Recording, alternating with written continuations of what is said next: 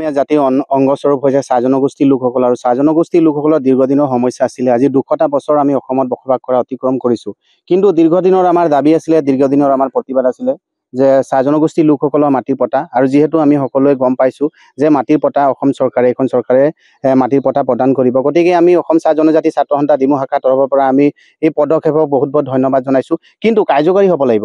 আমি প্ৰতি বছৰে দেখিবলৈ পাইছোঁ বা আমি দেখিবলৈ পাওঁ যে ইলেকশ্যনৰ আগমুহূৰ্তত কিন্তু এনেকুৱা প্ৰচাৰ কৰে, কিন্তু প্ৰচাৰ কৰি কাৰ্যকাৰী নকৰে। কিন্তু আমি অসম চাহ জনজাতি ছাত্ৰ সন্থাৰ তৰফৰ পৰা আমি আহ্বান জনাব বিচাৰোঁ যে কাম মতে যেনেকৈ আপোনালোকে প্ৰতিশ্ৰুতি দিছে সেইমতে কাম হ'ব লাগিব।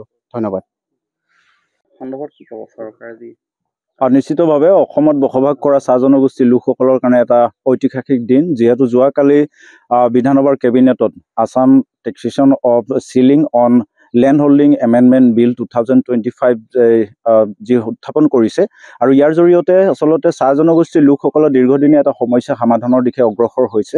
200টা বছৰ অতিক্ৰম কৰাৰ পিছত চাহ জনগোষ্ঠীৰ লোকসকলে নিজৰ বসবাস কৰা কোৱাৰ্টাৰ আৰু মাটিডোখৰ নিজৰ মালিকীস্বত্বৰ অধিকাৰ পোৱাৰ যি চিন্তা চৰ্চা কৰিছে চৰকাৰখনে, তাক আমি আদৰণি জনাইছোঁ।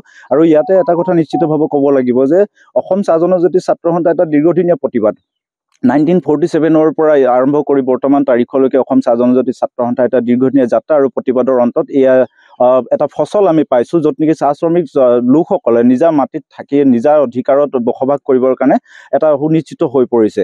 আমি দেখিবলৈ পাওঁ যে 200টা বছৰ অতিক্ৰম কৰাৰ পিছত বহু ছাত্ৰ ছাত্ৰী আচলতে নিজৰ শৈক্ষিক ভৱিষ্যত ধ্বংস হ'ব লগা হৈছিল, কাৰণ এটা ঘৰত যদি দুজন ছাত্ৰ বা ছাত্ৰী থাকে, তেখেতসকলে কোৱাৰ্টাৰটো ৰক্ষাৰ স্বাৰ্থত কিন্তু এগৰাকীয়ে নিজৰ শৈক্ষিক ভৱিষ্যত ত্যাগ দিব লগা হৈছিল। কিন্তু আজিৰ তাৰিখত শংকিত হৈ জীৱন যাপন কৰিব লগা নহয়, 2গৰাকী ছাত্ৰ ছাত্ৰীয়ে অধ্যয়ন কৰিব, প্ৰত্যেকে চাহ শ্ৰমিকে নিজা মালিকী স্বত্বৰে আজি বসবাস কৰি জীৱন যাপন কৰিব। ই এটা অসম চৰকাৰৰ এটা ঐতিহাসিক সিদ্ধান্ত, আৰু ইয়াক আমি অসম চাহ জনজাতি ছাত্ৰ সন্থা আৰু সমগ্ৰ চাহ জনগোষ্ঠীৰ ৰাইজে আদৰণি জনাইছোঁ। কিন্তু এটা কথা কৈ থ'ব লাগিব যে কথা মতে সকলো কাম হ'ব লাগিব। নিৰ্বাচনী ব্যৰ্থনি পাৰ কৰাৰ স্বাৰ্থত যদি এনেকুৱা ধৰণৰ ঘোষণাখিনি হয়, তেন্তে আমি ৰাইজে আচলতে দুখ পাম। সেইটো কাৰণে অসমত বসবাস কৰা প্ৰতিগৰাকী চাহ জনগোষ্ঠীৰ হৈ এটা কথা আমি আহ্বান জনাব বিচাৰিছোঁ শাসনাধীন চৰকাৰখনক, কথামতে কাম কৰক, কাৰ্যকৰী ব্যৱস্থা লওক। তাৰপিছতে আমি ভাবিম যে চৰকাৰখনে সঁচাকৈ চাহ জনগোষ্ঠীৰ লোকসকলৰ প্ৰতি সদিচ্ছা আছে, চাহ জনগোষ্ঠীৰ লোকসকলৰ প্ৰতি কিবা আন্তৰিকতা আছে। আমি ধন্যবাদ জ্ঞাপন কৰিছোঁ। যিকোনো খবৰৰ বাবে যোগাযোগ কৰক 7099017330